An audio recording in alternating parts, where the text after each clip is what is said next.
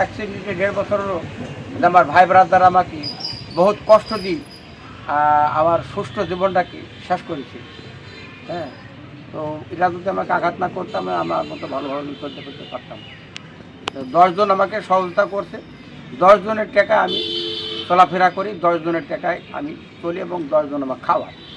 আসসালামু আলাইকুম প্রিয় দর্শক মণ্ডলী, দেখতে পাচ্ছেন ঠিক আছে আমাদের খালেদিয়ার পেজে আমার এক মামা, তিনি ঘটক পেশায় অনেকদিন নিয়োজিত ছিল। তো হঠাৎ তার একদিন রোড অ্যাক্সিডেন্টে তার একটা পা আসলে হারিয়ে যায়, কেটে ফেলা লাগে হাঁটু পর্যন্ত। তো মামার জীবনযাপন আসলে এখন কেমন চলছে, মামা কোন পর্যায়ে আছে, এটা আমরা আজকে মামার মুখ থেকে সরাসরি শুনবো। আপনারা আমাদের সাথেই থাকুন।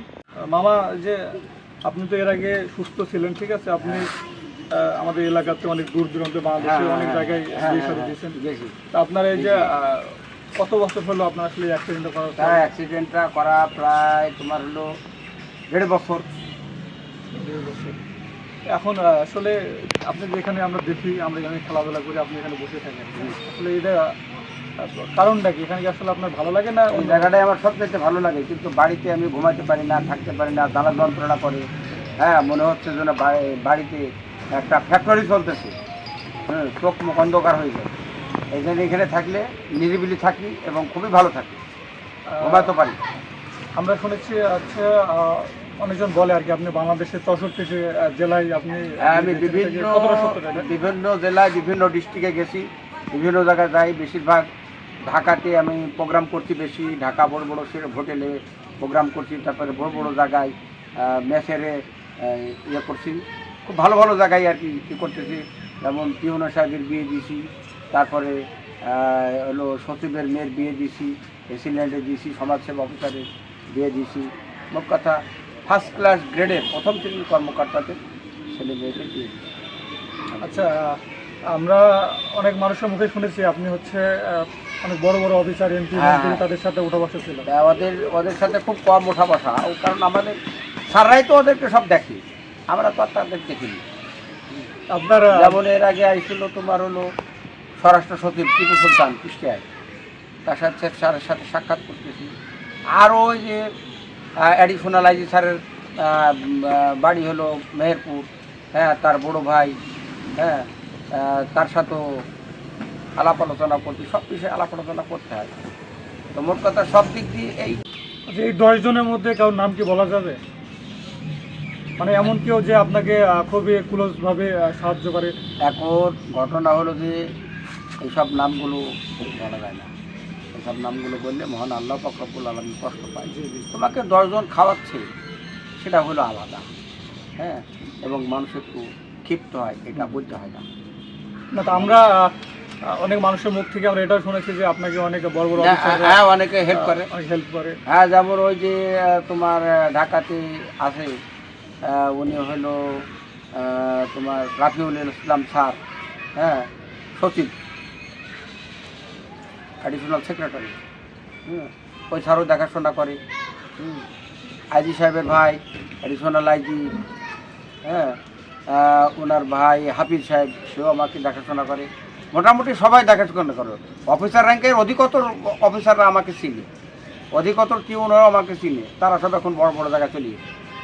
কিছুদিন আগে আমরা দেখলাম আপনাকে আসলে স্থানীয় ছেলেপেলে, বিশেষ করে আমাদের রাসেল টেলার, রাসেল ভাই, আমার জন্য উনি অনেক টাকা পয়সা তুলছে, উনি দেখাশোনা করছে, উনি খুব ভালো, ওরা সবাই ভালো মানুষ, সবাই আমাকে দেখাশোনা করে। রাসেল আমাকে এমনি হাত খরচ ওষুধ খাইতে 200 টাকা দিয়েছে, ওষুধ খাইছি, ওষুধ এখনো চলতেছে।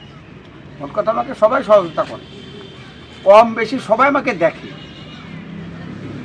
আমরা আপনাকে একটা ছোট্ট দোকান দেওয়ার উদ্যোগ নিয়েছি, ঠিক আছে, আমাদের এই রিফাতপুর দৌলতপুর কুষ্টিয়াবাসী। আপনি কি আসলে এটাতে তাদেরকে সম্মতি দিয়েছেন? আমি বলছি যে দোকান দাও, আমি বসে থাকবো। এখন বেচা কেনা মহান আল্লাহ পাক রব্বুল আলামিন যেটা চাবে সেই হবে, তার উপরে বেশি হবে না, কম হবে না, যেটা হয় সেটা হবে। অবশ্যই আমি এটা বলেছি। তো সব শেষে আপনি কিছু যদি বলেন তাহলে আমাদের দর্শকের উদ্দেশ্যে। আমি সব শেষে কি বলতে পারি যে মহান আল্লাহ পাক রব্বুল আলামিন পৃথিবীকে যতদিন বাঁচায় রাখবে ততদিন আমি যে পেশাটা করছি, এই পেশাটা হলো সর্ব উচ্চ এবং সর্ব ঊর্ধ্বে, তবে মহান আল্লাহ পাক রব্বুল আলামিন এই পেশাটা যাতে ধরে রাখি, যাতে আমি সম্পূর্ণ সবারই কাজ যেন আমি সুষ্ঠুভাবে করতে পারি এবং সবাই যেন আমাকে ভালো চোখে দেখে, কেউ ভালো চোখে দেখতে পারে, কেউ মন্দ চোখে দেখতে পারে, কেউ কঠোর ভাষা অবলম্বন করতে পারে, কেউ ভালো ভাষা অবলম্বন করতে পারে। এটা কিন্তু বলা যায় না, এটা মানে সবারই অভিরুচি। কেউ ভালো খায়, আবার কেউ খায় না, কেউ পোলাও খায়, কেউ শাক ভাত খায়, কেউ বিরিয়ানি খায়, কেউ ডাল দি ভাত খায়, হ্যাঁ, আবার কেউ শেরাটন হোটেলে খায়, আবার কেউ নর্মাল হোটেলেও খায়। এটা মানে সবারই ব্যক্তিগত হিসাব নিকাশ, সবারই ব্যক্তিগত হিসাব নিকাশের কাজ তো নাক গলায় নিয়ে যায় না। কেউ হয়তো 10 টাকা দিয়ে সাহায্য করতে পারে, আবার কেউ কথা দিয়েও সাহায্য করতে পারে। কারণ কথা দিয়েও যে সাহায্য করতে পারে সে টাকার ঊর্ধ্বে, হ্যাঁ, আবার টাকা দিয়েও সে যে সাহায্য করতে পারে সেও কিন্তু ওই সমতুল্য। আবার একটা জিনিস হলো, বিবেক হচ্ছে মানুষের প্রধান হাতিয়ার এবং প্রধান আদালত। অবশ্যই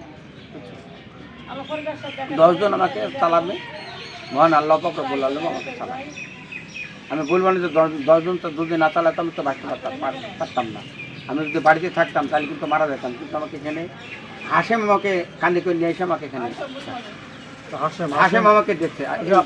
হাশেমের পরিচয়টা দিয়ে দিই। হাশেম হচ্ছে আমাদের রিফাতপুর প্রাথমিক বিদ্যালয়ের প্রাথমিক বিদ্যালয়ের এমএলএ একজন পিয়ন, ঠিক আছে। হাশেম ভাই ভালো একজন ভালো মানুষ। আমাকে গোসলও করি, মামাকে সবাই আমাকে সহায়তা করে। ঠিক আছে, মামাকে ধন্যবাদ। ঠিক আছে, মামার মূল্যবান সময়টুকু আমাদেরকে দেওয়ার জন্য। সবাই মামার পাশে থাকবেন। যাই হোক, মোটামুটি আমার খুব ভালো লাগে।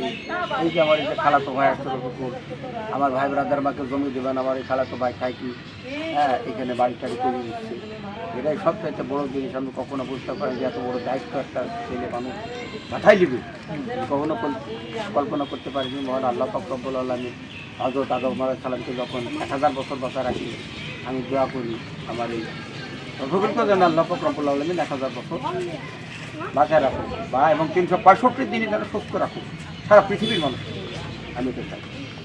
ঠিক আছে, ধন্যবাদ, অসংখ্য ধন্যবাদ মামা। আল্লাহর কাছে মামার দীর্ঘায়ু কামনা করি এবং আল্লাহ তাআলা যেন মামাকে সুস্থ রাখে। আমি